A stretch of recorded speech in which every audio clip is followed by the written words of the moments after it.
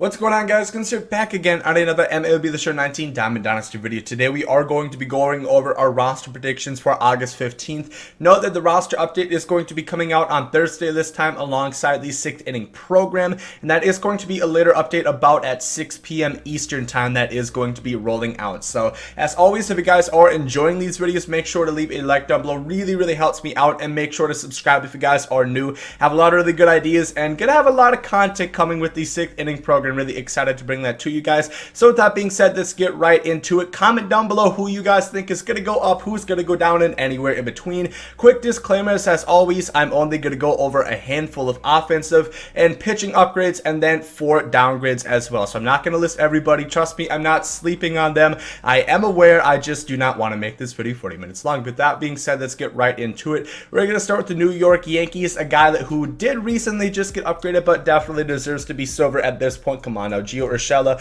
having a very shocking and surprising year for the Yankees. A lot of guys. Mike Tauchman is another one. I'm not going to mention him, but he's obviously going to get upgraded. Gio Urshela, I have him going +2 to 76 overall against lefties in the last 30 days. He's hitting .417, 944 slug, 5 home runs, 9 total extra base hits. Righties hitting .327, 755 slug, 5 home runs, 11 total extra base hits. It's 6 home runs in 5 games in one 5-game stretch. I think he's having a phenomenal year. The only thing holding him back from being a higher overall is because he was pretty trash the other years in his career. So they do have it on a 3-year average, so they don't want to just be like, okay, he was bad his whole career, but now that he's doing really well, they're not just going to give you, gold status because of that. So we're going to have our first diamond candidate right here. I'm going to put DJ LeMahieu. He did just get upgraded to an 84 overall, but after doing some investigating, I believe he is going to go a +1 and get diamond, or he definitely deserves it. In the last 30 days, he's hitting .500 against lefties, 969 slug, 4 home runs, 7 total extra base hits. This year, he has a 636 slug against lefties, a 540 slug last year, and a 539 the year before, and he's never had a batting average against lefties lower than 330. So with that being said, I think his lefty power is very underrated. Not just this year, 636 is exceptional, but 540, 539, that's better than a 58 would go to show. So I think he should be diamond nonetheless. And now the stretch he's having, righties only hitting 254, but he's hitting 321 on the year. I'm not really too concerned about that. I don't think that warrants a downgrade. I think he is going to go +1 to a diamond. He definitely deserves it. If you look at the makeup of what he's done in the past, no, he's not a historic power hitter, but he does hit lefties for power, as those stats did go ahead and show. So here, I want to talk about Jose Ramirez once again. I do believe that he deserves to go back to diamond. If you think just last year, he was a 90 overall, was one of the top finishers in MVP voting, and he has just been so good since the All-Star break. A 328 batting average, 681 slugging percentage, and he had a 948 OPS the last 2 years on average. That is insane, and we're seeing that he's back to his former self. So even though his stats on the year, his OPS is about 740, it's not good, obviously. Well, it's about average. It's not great, but we could see we have the old Jose Ramirez back in the last 30. Lefties hitting 300, 633 slug, 2 home runs, 6 total extra base hits. Righties hitting 357, 738 slug, 7 home runs, 18 total extra base hits. I think he gets a +1 and goes diamond, or at least he damn sure deserves to be. So I think those two are both going to go diamond. Let's keep going on for the Royals. Probably one of the least looked at teams by SDS in my opinion. We have Jorge Soler. Did you guys know he's hit 35 home runs this year? You might not have, but he has hit 35 home runs this year. He hit 2 the other night. I think he's going to get a +3 to silver, be a 75 overall, really underrated this year. He does strike out, 23 strikeouts in the last 30. Left, he's hitting 238, 429 slug. That's not too great, but I don't think they're going to downgrade him for that. And then right, he's hitting 324, 743 slug, 9 home runs, 13 total extra bases. He is kind of weird because he doesn't get that many other extra base hits, and he does not get on base that much, but he gets home runs. So I think 35 home runs, he deserves a silver 75 overall in my opinion for Jorge Soler. Going over to the Houston Astros, it's time to stop the Jose Altuve slander. I am sick of it. Just to think, a couple years back in MLB 17, he was a 99 overall, obviously different rating scale, but he's down to an 86. 6. He has been one of the hottest hitters in baseball, 3rd in OPS in the last 30 days, 20 home runs on the year, and he only has like 320 at bats. Lefty's hitting 571, 1,286 slug, 4 home runs, 7 total extra base hits. Righties 360, 651 slug, 6 home runs, 12 total extra base hits. I'm going to say a +2 to an 88 overall. He is hitting really well. I expect contact boost. I know he was hurt and he wasn't performing as well at the beginning of the season, but it's time to actually have Jose Altuve look like Jose Altuve. This is not Jose Altuve.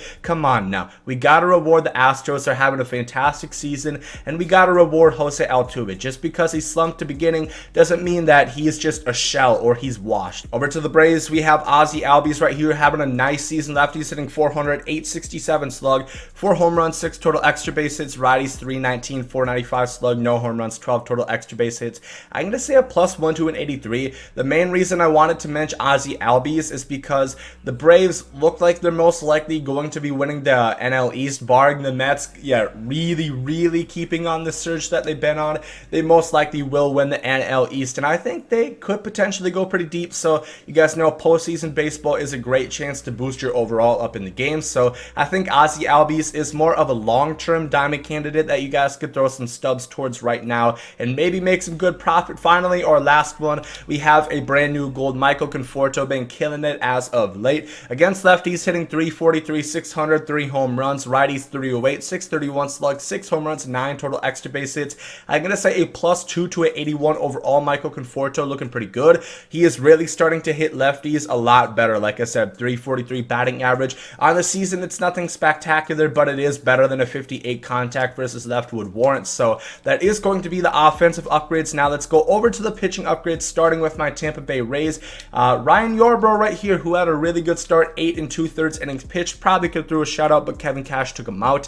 35 1/3 innings pitched, 13 walks, and 98 innings pitched on the entire year, really limiting walks. So I think that's one stat that definitely deserves to go up. 1.78 ERA, 167 OBA, 0.65 whip, 31 strikeouts, 2 walks, 3 home runs given up in the last 30. I'm going to say a +2 to a 78 overall. Possible gold candidate later on in the year if he keeps pitching like this. Very, limiting walks, not striking out a ton of guys, but he's limiting hits and limiting walks, and he's doing a really good job for my Tampa Bay Rays as of late. On to the Cleveland Indians, we have Mike Clevenger, who did recently just get a POTM carb. That should not stop him from getting an upgrade. I'm going to say a +1, maybe a +2, depending on how they want to put it. 33 1/3 inning pitched, 2.61 ERA, 214 opponent batting average, 43 strikeouts, 8 walks, and 3 home runs given up. He's, limiting walks a little bit better. 8 walks and 33 innings pitched is probably better than a 59. Maybe he could go up a couple points. Really, we're looking at strikeouts at 43 and 33 1/3 innings pitched. I think that could get like a +5. Let's say a +1, but possibly a +2 for Mike Clevenger. On to our first gold pitcher candidate, we have Lance Lynn of the Texas Rangers. Did just get upgraded from a 78 to a 79 last roster update, but I think he does deserve another upgrade. 33 innings pitched in his last 3 starts, 22 innings, 3 earned runs, and 26 strikeouts, 3.27 ERA, 223 opponent batting average, 44 strikeouts, 10 walks, and 4 home runs given up in the last 30 days. I think that is good enough to warrant a hits per 9 upgrade, and that alone should get him to an 80 overall. So definite gold candidate. You can get him for less than 500 stubs. Highly recommend. Here for the Houston Astros, we have Will Harris. I'm going to say a +1, but somebody who, if he continues, and once again, the Astros obviously should be playing deep into the postseason, you would assume, he is a good gold candidate to go on the long run. 350 stubs right now, currently going for 11 1/3 innings pitched, 0.79 ERA, 184 opponent batting average, 14 strikeouts, 3 walks, and 1 home run given up. I'll say a +1, like I said, to a 79, and a great gold candidate later on. Another gold pitcher, in my opinion, for the Chicago Cubs right here, if I can find it, we got Yu Darvish. Pitching really well right now, exceptional, really limiting walks, which has been his big thing in the past.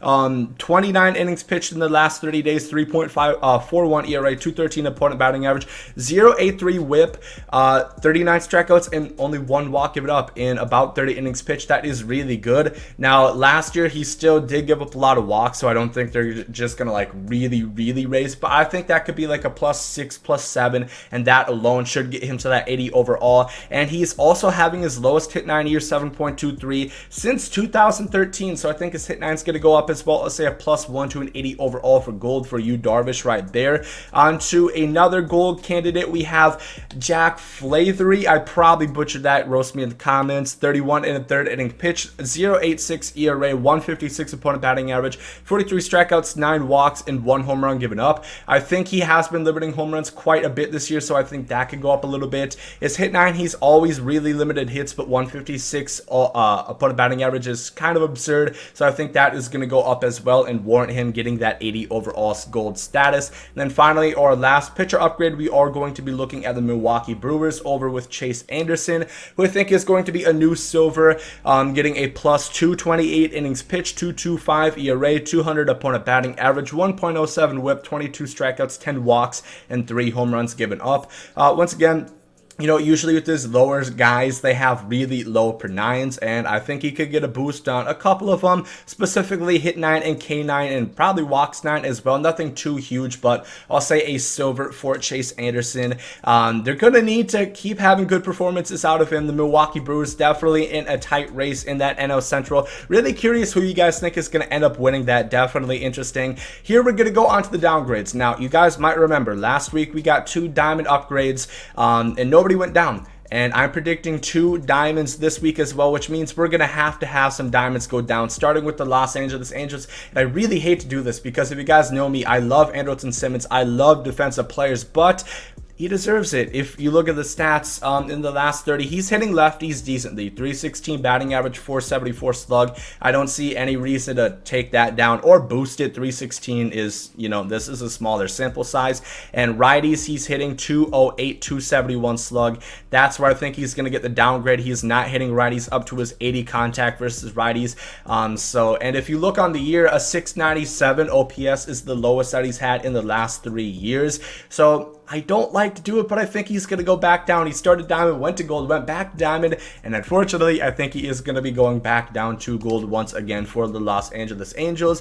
Don't have to move too far for this one. I'm also saying Matt Chapman should probably going down to gold in my opinion. Andrelton Simmons just a -1, by the way, but Matt Chapman, he's batting 25 points lower from last year, so he's definitely lowered his batting average. He was really hot for a while, and lefties, he's still hitting pretty well. 364, 818 in the last 30 days, but he's only hitting 262 on the year, so don't get too hyped up about that. Righties, he is hitting 152, 258 slug, 1 home run, 5 total extra base hits, 250 batting average, 469 slug against righties on the season, and I just don't think those offensive numbers really stack to the table what he has brought this year. Of course, I don't remember what overall he started this year, but I just do not think that he deserves to be diamond the way he's hitting. He's hitting probably worse than he was last year. He wasn't a diamond last year. So I think Matt Chapman and Andrelton Simmons both are going to go down 1 to an 84 overall and go down to that gold status. Moving on to the Milwaukee Brewers. Talk about a cock tease. He's Manny Grandal. He was a guy who a lot of people thought would be our lone diamond live series catcher, but man, has he fallen off. Hitting 221, 279 slug ever since the All-Star break. Lefties in the last 30 hitting 280, 360 slug, 2 total extra base hits. Righties hitting 211, 263 slug, 3 total extra base hits. Hitting pretty much more alongside his career average, and he wasn't an 83 to start the year. I think he is going to get some power downgrades. He has lost almost seemingly all power from his bat. He's not hit a single home run within the last 30 days, so I think he does deserve a downgrade right here. I'm going to say just a -1 to an 82 overall, but man, he has really been starting to struggle recently, and the Brewers do not need that if they want to stay in the contention and make up and try to win that NL Central. And then the final one we're going to be looking at is Kyle Freeland of the Colorado Rockies. Rockies really having a rough year. A lot of people expected more out of them, and they are in last place behind the Giants. Go figure. A lot of people probably wouldn't have predicted that, but I'm going to say a -2 to a 75 overall, possibly even a -3 to a bronze. It depends how they want to look at it, but he's having an abysmal year, even for playing at Coors Field. In the last 28 and 2/3 inning pitched, he has a 6.91 ERA, 331 opponent batting average. These are some pretty good offensive numbers if you think about it. 331 would be a pretty nice batting average. 171 whip, 21 strikeouts, 10 walks, and 10 home runs given up in 28 innings pitched on the season. 7.06 ERA, 296 opponent batting average, 22 home runs in 88 innings pitched. I think he is going to get a healthy downgrade right here. I know he got sent down earlier in the year because he wasn't pitching effective, and I get that it is not easy to pitch in Coors Field, but the stats do not lie. He is not pitching up to a 77 overall, so I think he will get downgraded at least -2, possibly a -3 to a bronze. So that is going to do it for this week's roster predictions. As always, let me know down below in the comment section what you guys think, who's going to go up, who's going to go down, and all of that jazz. Really excited to see what you guys come up with. And yeah, if you guys enjoyed this video, make sure to like down below. Hope you guys have a great day. There comes out. Yeah.